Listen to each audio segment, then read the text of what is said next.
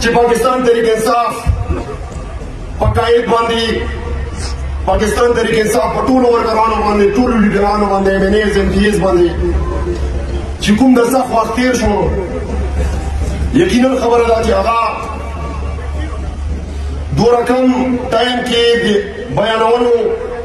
وخت نشته او الفاظ هم نشته خو زه په خپل ځاني په دې حالاتو باندې خوشحال یم د الله نه ډېر شکر ګزار یم او وجه دا ده چې دغه 2 کاله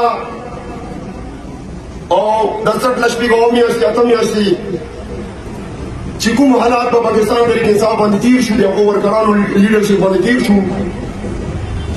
زه به ځکه خوشحال یم چې الحمدلله چې هغه کوم پټ کردارونه وو میر جعفر میر صادق د اشخاصو شکل کې یا د ادارو شکل کې هغه نن برون شو اوازې شو نو بیا دا قرباني ته دومره غټه نه ده دا تکلیفونه دومره غټ نه دي چې د 76 سال نه یو ملک د کلمې په نامې جوړ خو هغې کې هغه خلک هغه جاګیردار هغه طبقه چې انګریز خپل وراثت کې پریښې وه او مطمئن وو چې دا به د مودې پلونه بعد هم د موږ خدمت کوي او مغه شانې وشو چې قدم په قدم باندې تاسو د رښتیا د پاکستان تاریخ پړاو کو وی ګورو د باریکبینۍ سره نو تاسو ته به دا خبره واضح شي چې قدم په قدم باندې د هغه انګریز نه زیات چې دا د هغه خدمت شوی نه دی زه دا خبره کوم چې کېدای شي انګریز ډېر حکمران وای هغه دوره خپلې قابلدارۍ کې او خپل مفاد کې هغه فیصلې نه وای کړې لکه کوم دو بې شرمو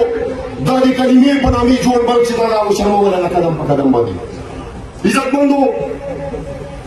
موږ تاسو کومه سیمه ده په دې علاقې باندې ډېر سخت وخت تېر ده ډېر ازمایش تېر ده ډېر ژوبل شوي یو خو تاسو به دا خبره راسره منو چې کله نه پاکستان تحریک انصاف حکومت راغلی ده عمران خان راغلی ده که صوبې کې ده که وفاق کې ده نو الحمدلله هغه حالات چې دي بلکل یو ټن سره بدل شوي دي هغه تنګول هغه بېعزتي الحمدلله هغې کې به کمی راغلی وي قدرمندو نن چې د عمران خان او پاکستان تحریک انصاف باندې کوم څه کېږي تاسو لا وضعیت ده او ټولې دنیا له وضعیت ده بلکې د 5 کالو ماشومانو لا دا خبره وضعیت ده چې د عمران خان دا ګناه ده چې هغه د راتلو سره هغه ډرون حملې چې هغه ملک چې د کلمې په نامې جوړ ده خو هغه ملک چې دا یا هغه ځمکه هغه خاوره هغه خپلو خلکو وینه به یې بیوله د خپل ګاونډي مسلمان وینو به یې بیوله الحمدلله کافر له یهودو نه سره له هغې نه بد جرات نه ده شوی چې د عمران خان نه هغه ډیمانډ وکړي عزتمندو د عمران خان دا ګناه ده نن چې هغه د کفر په زړه کې ودرېدل اقوام متحده کې ودرېدل چې څه پاسه 200 ملکونو لیډرشپ پکې موجود و او هغې کې کلمه حق بلنده کړه او هغو نه یې په سترګو کې سترګې واچولې هغو نه یې وویل چې کوم د تاسو لیډرشپ یو د مغرب والا تاسو د مسلمان خلاف اسلاموفوبیا د تاسو میډیا جان بوجھ کې مسلمان والا یو داسې تصویر خپل عوام نه پیش کړی ده چې تاسو د اسلام نه ما مسخ کړې ده حالانکه اسلام چې ده دیني روا چې دا د امن ده عزتمندو کافر له دا واضح کړه چې کافره چې د تا حکومتي سرپرستۍ کې د ما د پیغمبر والا خاکي جوړېږي نو که ته خپل مذهب کوم دی اختیار کړی ده تا له به خپل مذهب چې دا دا به ګپ شپ راځي ته به د خپل پیغمبر کارټونونه هم جوړوې خو مذهب چې دا مسلمان چې دا د دې مذهب دپاره پیغمبر دپاره خپل ځان ورکوي خپل سر ورکوي عزتمندو عمران خان دا ګناه وه چې هغه په اقوام متحده کې ودرېدل او هغه د فلسطین سره کوم ظلم کېږي د تا د مور خور سره فلسطین کې کشمیر کې نورو ځایونو کې کوم ظلم کیږي پاکي خبره وکړه. عزتمندو د عمران خان دا ګناه وه چې هغه باندې یو وبا راغله د حکومت ګډوډېدو سره هغې کې بهترین طریقې سره ملک وچلو. حالانکې دا مخالفې پارټي دا بېغیرته به ورته ودرېدو پریس کانفرنسونه به یې کولو چې دا وګوره دا عمران خان چې دا مرګ نه بندوي، دا لاکډاون نه کوي، دا وبا به خورا شي او قتلیعام به وشي. نو عمران خان به یو جواب ورکړو چې کوم دپاره هغه سیاست له راغلی ده او چې کوم دپاره د هغه په زړه کې درد ده هغه به ووایي چې وا بلاول وا زرداري او وا شریفانو وایو فرانس جرمني او اټلي دا تکړه تکړه ملکونه دي د هغو معیشت چې دي هغه ډېر سټرونګ دي. هغو د لاکډاون وکړي خپل عوام له د خزانې نه ریلیف ورکوي. تاسو خو د ملک تباه کړی دا کنګال کړی مو ده، کچکول مو متاز کړي وو. د مو ملک معیشت چې ده موږ د خپلو قرضو دپاره نورې قرضې اخلو. هغه به ورته دا جواب و چې د ما عوام چې ده د تاسو د وجې نه دا نن 50% عوام چې ده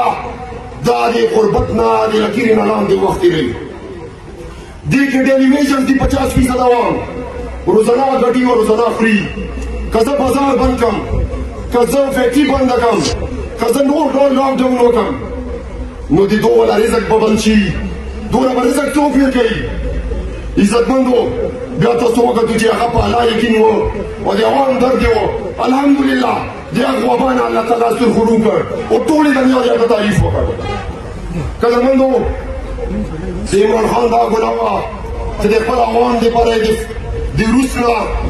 چې دا 30% کم ریټ سره غنم او تیل راوړل چې باور بوج ورچوم مهنګایي ونه کړم. عزتمندو د عمران خان دا ګناه وه چې هغه د طاقتور او د امیر طبقې مقابلې کې غریب لا عام عوام ته صحت کارت ورکړ. صحت کارت چې نن ته د ما د غریب ډلیوري کیسونه او غټ غټ علاجونه چې پیله به هغه ازمایښت چې پرې راغی هغه به څه کولو؟ هغه به دا قرضه اخیستله یا به پوله پټی ګڼا کړ یا به بانک مته خرڅوله او که بیا به څه نه وو بیا به یې ګرده خرڅوله خو د خپل کور والا علاجونه به یې کول.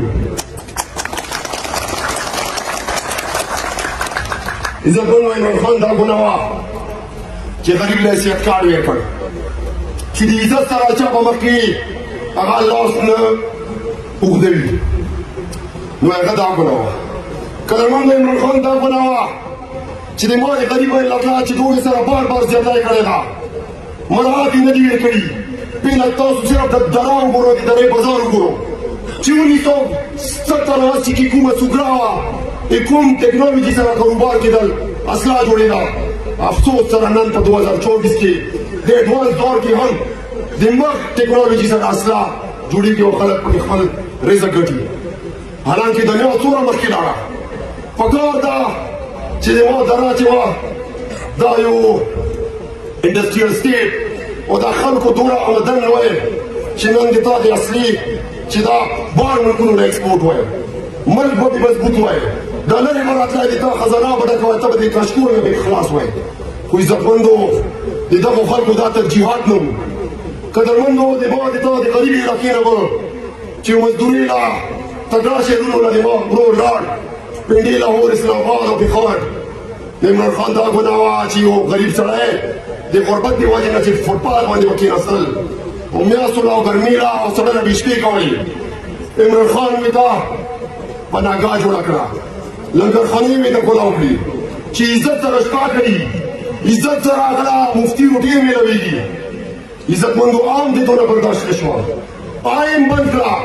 صحت کارت یې بند کړ. عزتمندو د دغو خلکو الحمدلله نن تاسو له ترجیحات پته دي. خو ما دا یقین ده چې دا څومره څه تېر شو نن خلکو دا ولیدو چې که د ملک د چا په کار وي او د خپل راتلونکي نسل دپاره څوک خوله باندې درد لري نو هغه به عمران خان سپورټ کوي او په هر طریق زه دا خبره د وایي دعوې سره یم چې دا عام الیکشن نه ده ګوره په هر طریق یا به خلک عمران خان او پاکستان اخلي او یا به یهودو نه سره او په دې ملک کې ناست دي هغوی جنټان اخلي انشاءالله. خدای ما امید ده وعده راسره وکړو چې په هر تاریخ دغو خلکو نه هغه عبرتناک سبق ویل کړو چې نه صرف دغو ظالمانو نه محسوس شي بلکې واشنګټن کې ناست د دغو ماسټرز نه محسوس شي انشاءالله. اخره کې زه بیا د تاسو شکریه ادا کوم. تفصیلا خبرې به تاسو سره انشاءالله شریعار به یې کوي. یوه خبره درته کوم چې نن دا سیاسي مداریان چې کوم د تاسو نه رسي